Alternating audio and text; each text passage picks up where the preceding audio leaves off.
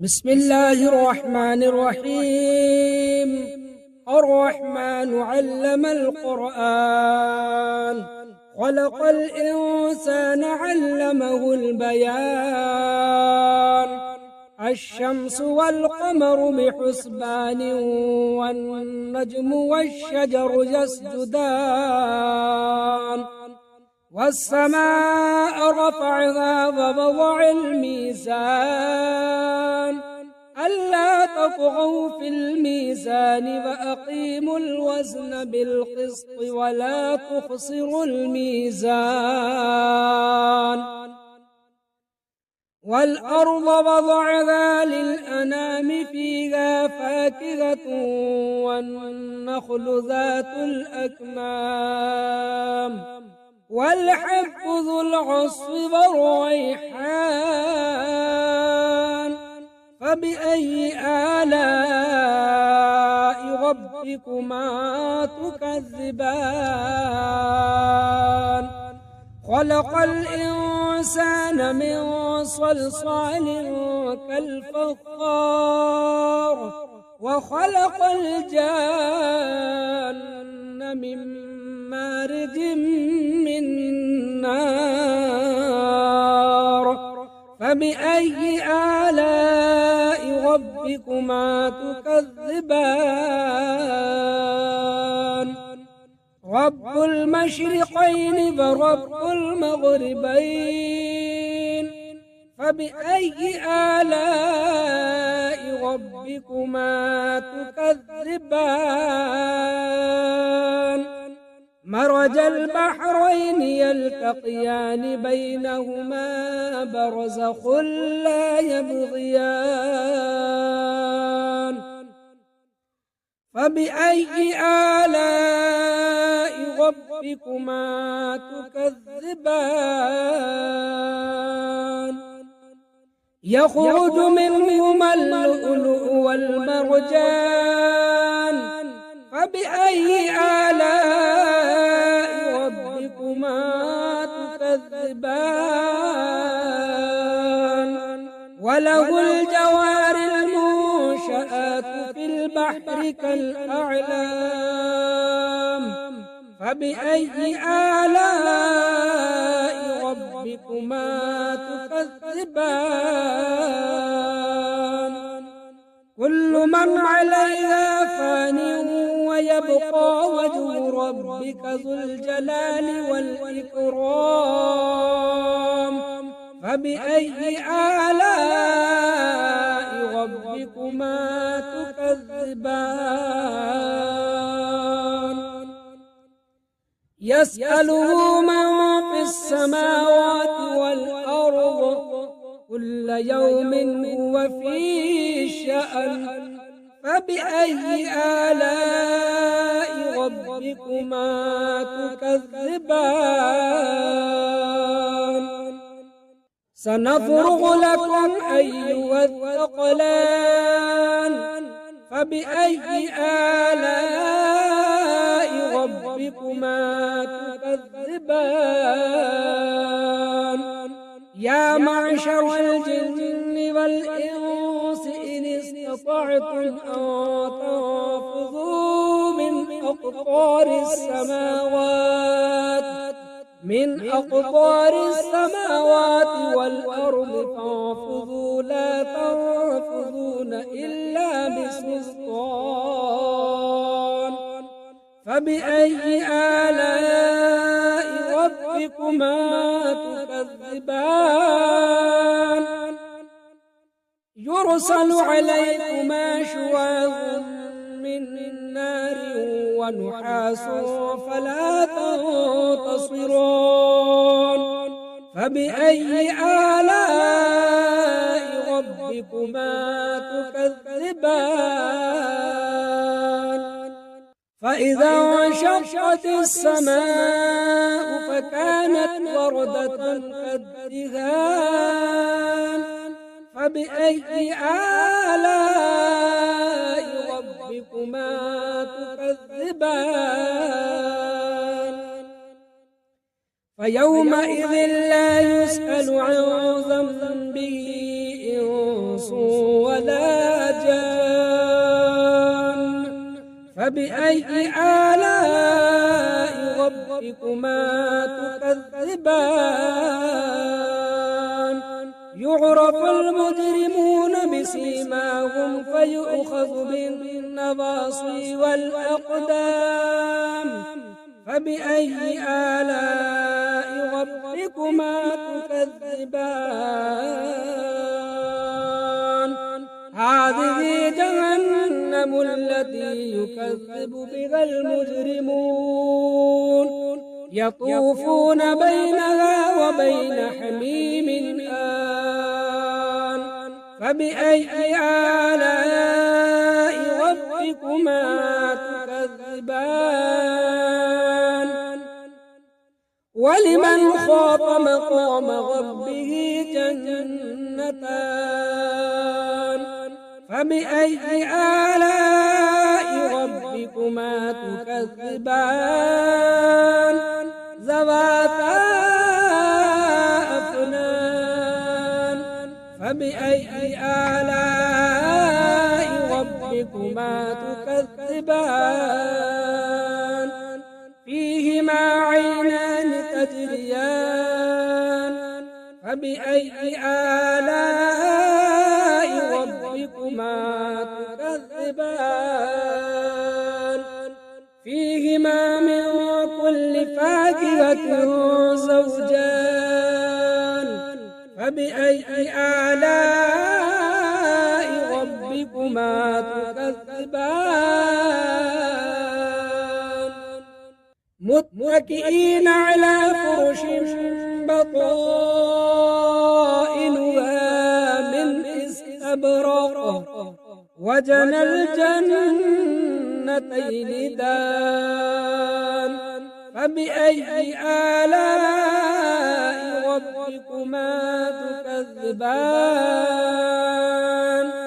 فيهن قاصرات الطرف لم يطمثهن إنس قبلهم ولا جان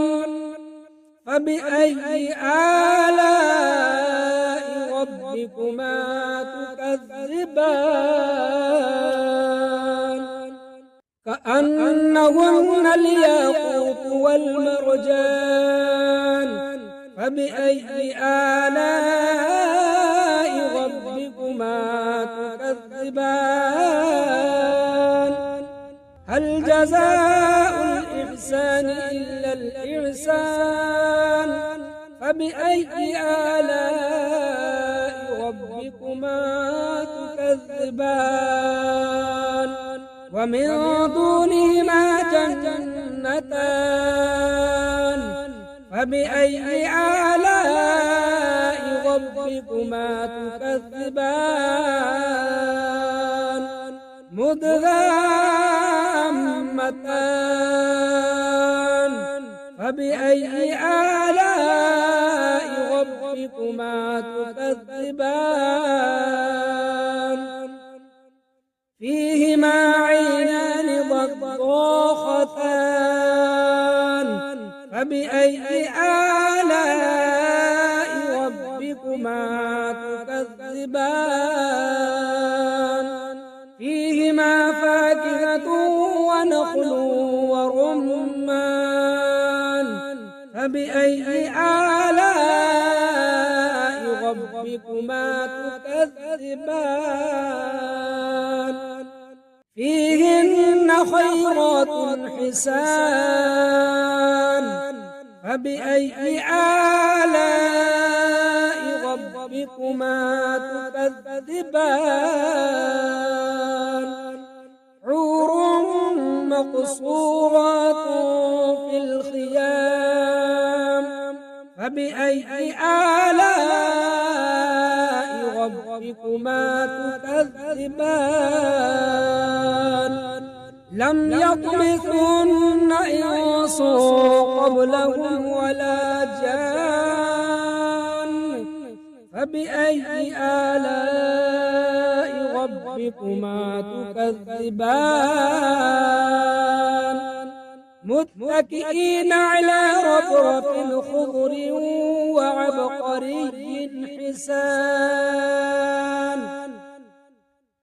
فبأي آلاء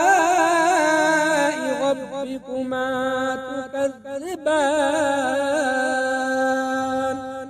تبارك اسم ربك ذي الجلال والإكرام أعوذ بالله من الشيطان الرجيم بسم الله الرحمن الرحيم ياسين والقرآن الحكيم إنك لمن المرسلين على صراط مستقيم تنزيل العزيز الرحيم لتنذر قوما ما أنذر آباؤهم فهم غافلون لقد حق القول على أكثرهم فهم لا يؤمنون إنا جعلنا في أعناقهم أغلالا فهي إلى الأذقان فهم مقمحون وجعلنا من بين أيديهم سدا ومن خلفهم سدا فأغشيناهم فهم لا يبصرون وسواء عليهم أأنذرتهم أم لم تنذرهم لا يؤمنون إنما تنذر من اتبع الذكر فخشي الرحمن بالغيب فبشره بمغفرة وأجر كريم إنا نحن نحيي الموتى ونكتب ما قدموا وآثارهم وكل شيء أحصيناه في إمام مبين واضرب لهم مثلا أصحاب القرية إذ جاءها المرسلون إذ أرسلنا إليهم اثنين فكذبوهما فعززنا بثالث فقالوا إنا إليكم مرسلون قالوا ما أنتم إلا بشر مثلنا وما أنزل الرحمن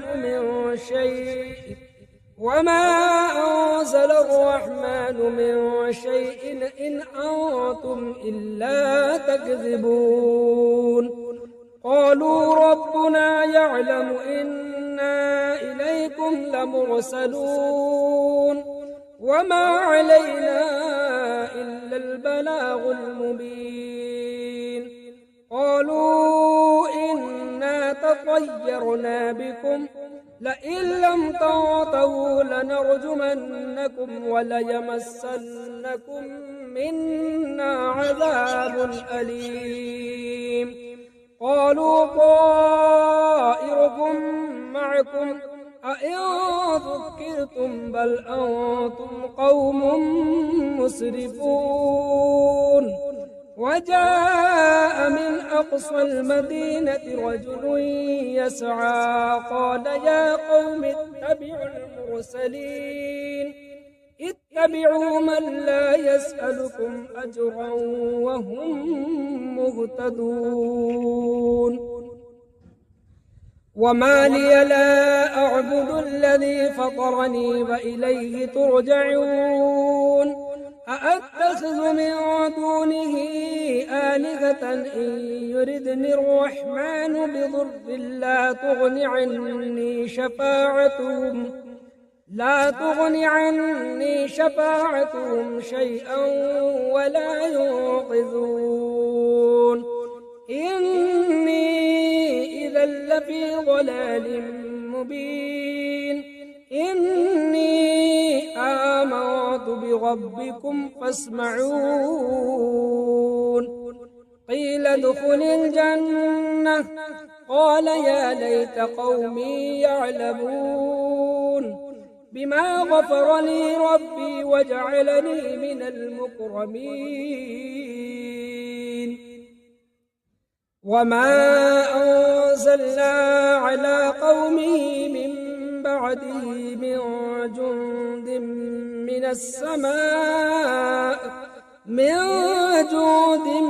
من السماء وما كنا منزلين إن كانت إلا صيحة واحدة فإذا هم خامدون يا حسرة على العباد ما يأتيهم من رسول إلا كانوا به يستهزئون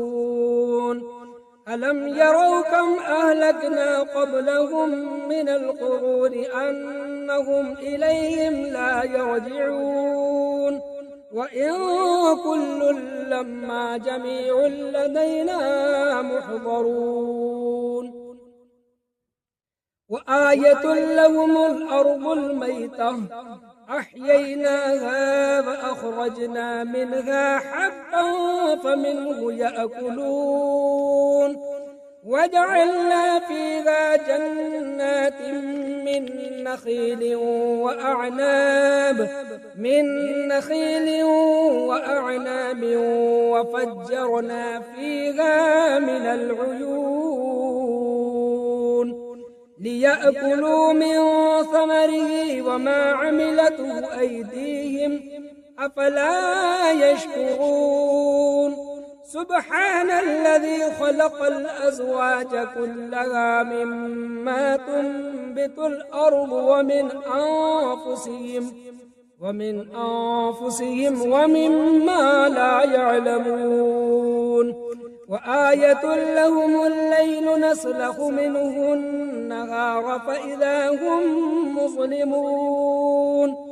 والشمس تجري لمستقر لها ذلك تقدير العزيز العليم والقمر قدرناه منازل حتى عاد كالعرجون القديم لا الشمس ينبغي لها أن تدرك القمر ولا الليل سابق النهار وكل في فلك يسبحون وآية لهم أنا حملنا ذريتهم في الفلك المشحون وخلقنا لهم من مثله ما يركبون وإن نشأ نغرقهم فلا صريخ لهم ولا هم ينقذون إلا رحمة منا ومتاعا إلى حين وإذا قيل لهم اتقوا ما بين أيديكم وما خلفكم لعلكم ترحمون وما تأتيهم من آية من آيات ربهم إلا كانوا عنها معرضين وإذا قيل لهم أنفقوا مما رزقكم الله قال الذين كفروا للذين آمنوا أنطعم من لو يشاء الله أطعمه إن أنتم إلا في ضلال مبين ويقولون متى هذا الوعد إن كنتم صادقين ما ينظرون إلا صيحة واحدة تأخذهم وهم يخصمون فلا يستطيعون توصية ولا إلى أهلهم يرجعون ونفخ في الصور فإذا هم من الأجداث إلى ربهم ينسلون قالوا يا ويلنا من بعثنا من مرقدنا هذا ما وعد الرحمن وصدق المرسلون إن كانت إلا صيحة واحدة فإذا هم جميع لدينا محضرون فاليوم لا تظلم نفس شيئا ولا تجزون إلا ما كنتم تعملون إن أصحاب الجنة اليوم في شغل فاكهون هم وأزواجهم في ظلال على الأرائك متكئون لهم فيها فاكهة ولهم ما يدعون سلام قولا من رب رحيم وامتازوا اليوم أيها المجرمون ألم أعهد إليكم يا بني آدم ألا تعبدوا الشيطان إنه لكم عدو مبين وأن اعبدوني هذا صراط مستقيم ولقد أضل منكم جبلا كثيرا أفلم تكونوا تعقلون هذه جهنم التي كنتم توعدون اصلوها اليوم بما كنتم تكفرون اليوم نختم على أفواههم وتكلمنا أيديهم وتشهد أرجلهم بما كانوا يكسبون ولو نشاء لطمسنا على أعينهم فاستبقوا الصراط فأنى يبصرون ولو نشاء لمسخناهم على مكانتهم فما استطاعوا مضيا ولا يرجعون ومن نعمره ننكس في الخلق أفلا يعقلون وما علمناه الشعر وما ينبغي له إن هو إلا ذكر وقرآن مبين لينذر من كان حيا ويحق القول على الكافرين أولم يروا أنا خلقنا لهم مما عملت أيدينا أنعاما فهم لها مالكون وذللناها لهم فمنها ركوبهم ومنها يأكلون ولهم فيها منافع ومشارب أفلا يشكرون واتخذوا من دون الله آلهة لعلهم ينصرون لا يستطيعون نصرهم وهم لهم جند محضرون فلا يحزنك قولهم إنا نعلم ما يسرون وما يعلنون أولم ير الإنسان أنا خلقناه من نطفة فإذا هو خصيم مبين وضرب لنا مثلا ونسي خلقه قال من يحيي العظام فهي رميم قل يحييها الذي أنشأها أول مرة وهو بكل خلق عليم الذي جعل لكم من الشجر الأخضر نارا فإذا أنتم منه توقدون أوليس الذي خلق السماوات والأرض بقادر على أن يخلق مثلهم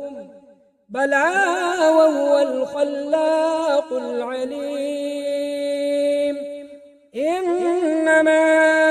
أمره